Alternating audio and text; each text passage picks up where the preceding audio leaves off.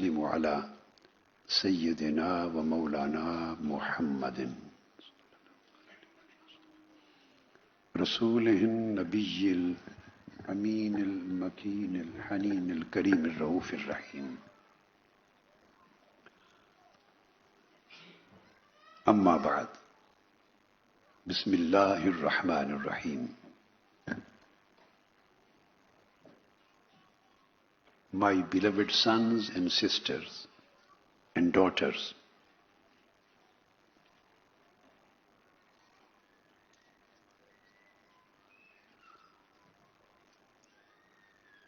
you are here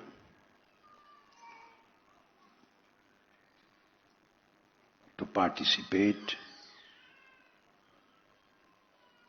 in 3 days Al-Hidayah camp. And of course, the last day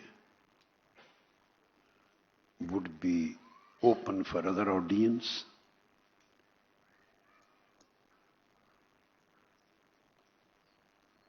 And that last day would be specified for launching ceremony of Quranic Encyclopedia, its Arabic and English version.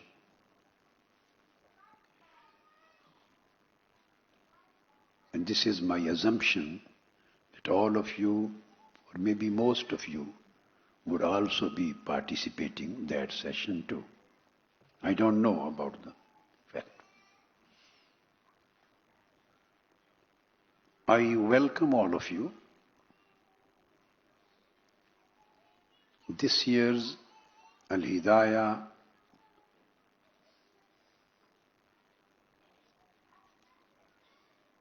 has been titled by Rihla Wal Sohba, as mentioned by Dr. Zahid Iqbal and our learned scholar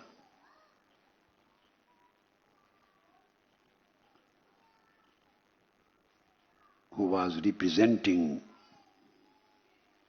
his honorable father, Shaykh Ahmad Nisar Beg, Rahmatullahi Ta'ala alayh.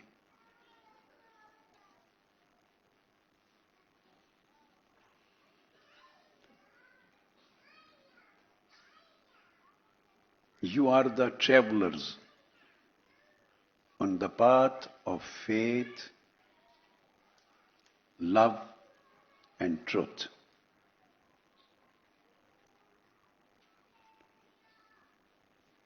And I pray that may Almighty Allah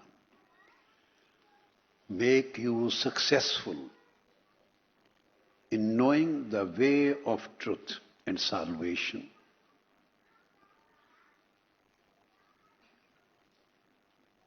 and finding it, and ultimately being upon it.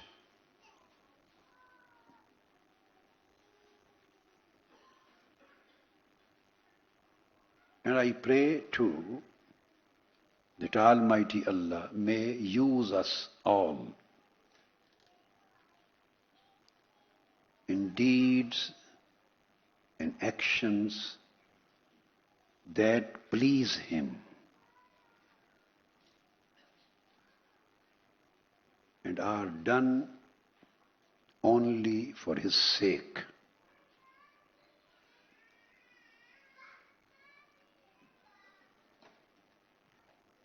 The ways and means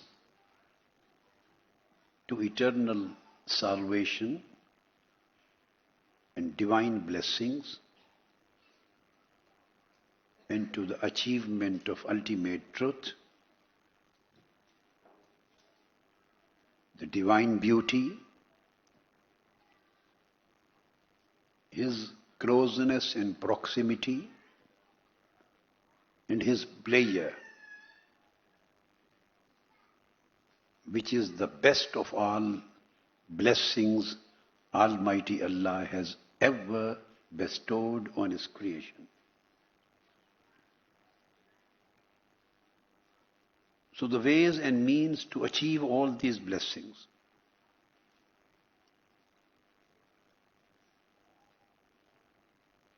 lead us to coming close to that ultimate truth, Al-Haq.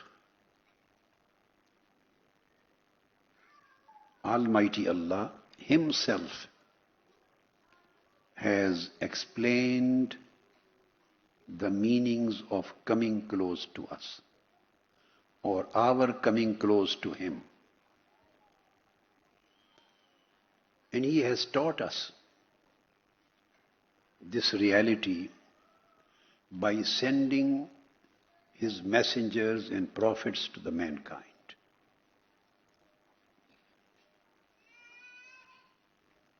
And we say as believers that we believe it is the truth. And we accept it and we confirm it. We have already declared it, being the faithful. So the only thing left to us is to do as it is commanded, and to follow as it has been presented and practiced through the teachings and examples of the messengers and prophets, and teachings and examples of those pious Gnostics who had conveyed this ultimate truth to us through their words and deeds and life experiences.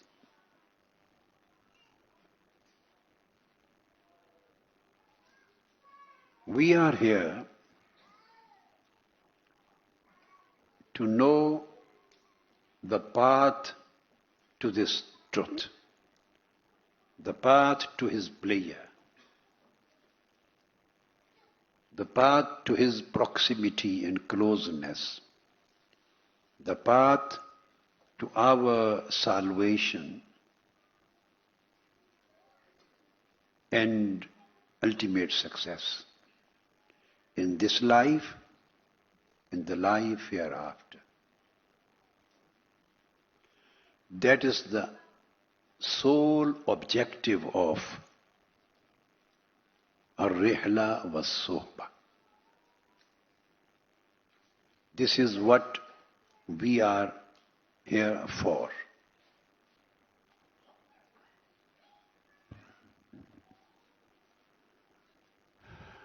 Rihla Wal Sohba, these are two words. The caption of this year's Al-Hidayah. And they both are interconnected.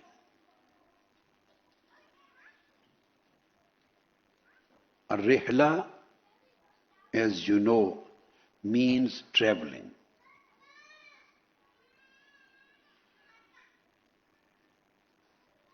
When you travel, when you start a journey,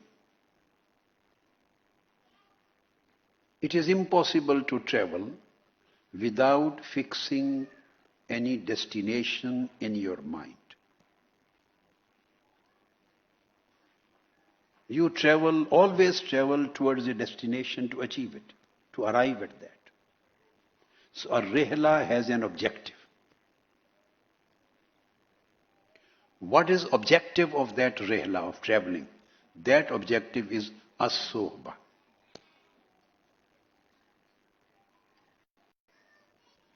When we say that a rihla means traveling, so it is clearly understood that traveling is migration. So a rihla signifies migration. You become migrant or immigrant. So every traveler is an immigrant. His travel is in fact a migration. So it is a movement, and when you travel or migrate, what does it mean? It means that you are leaving a certain place or a certain thing or a certain state or a certain condition or a certain set of circumstances or environment, certain environment. You are leaving a place and you want to get settled in certain other place. Maybe for temporarily or permanently, this is a different question.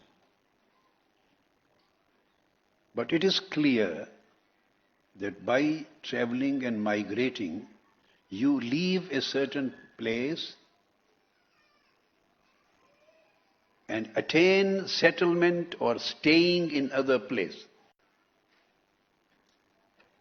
This is the crux of Al-Hijrah. So a Rihla is in fact Al-Hijrah, migration.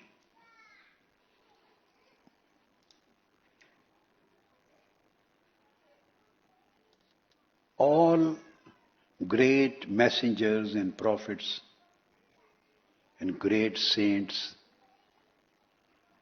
and the great people who became the models and ideals for the faithful,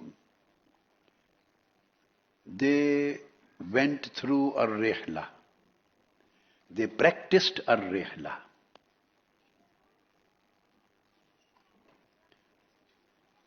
Just, I would like to give a few examples very briefly. The first Rihla took place in the life of Sayyidina Adam alayhi salam. A Rihla, keep in your mind, means Al-Hijrah. It is traveling, so you become the traveler. It is migration, so you become Al-Muhajir. You are performing Hijrah.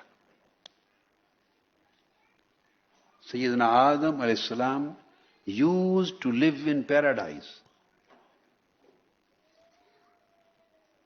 So he was commanded to perform a Rihla, and he traveled from paradise and settled on the earth. So he migrated to earth. And as I have already mentioned, that for every al-musafir, every traveler,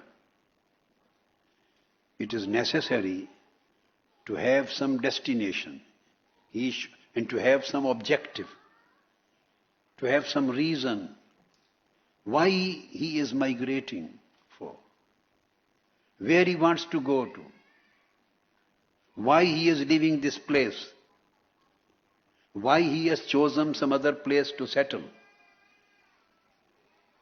So without these reasons and objectives, there is no point of a Rihla, and there is no justification of Al-Hijrah. So Sayyidina Adam alayhi salam performed a Rihla for the sake of repentance.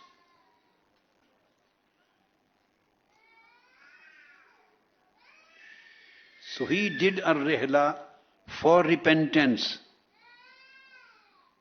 And repentance took him, led him to the station of Khilafah, vicegerency.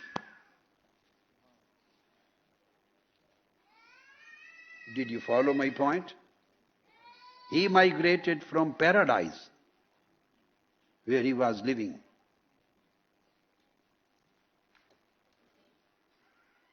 And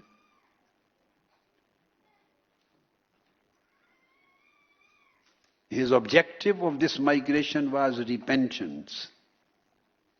He repented and repented and repented continuously, ceaselessly, till he achieved the station of vicegerency to Almighty Allah. Vicegerency of Almighty Allah. He became Khalifatullahi alal ard, the vicegerent of Almighty Allah on the earth. This was his Rihla.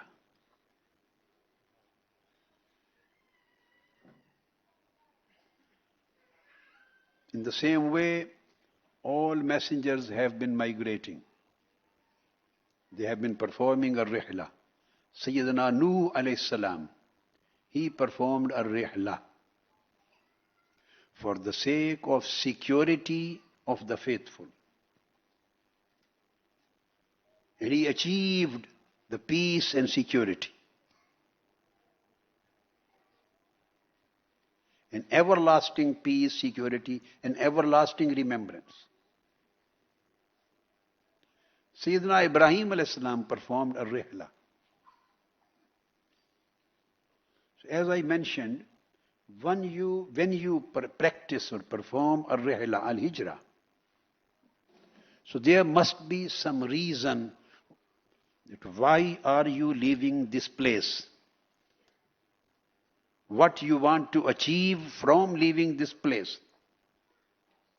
And what is your objective in settling or in achieving the residence in another place? So he left in order to leave the company of the unjust people.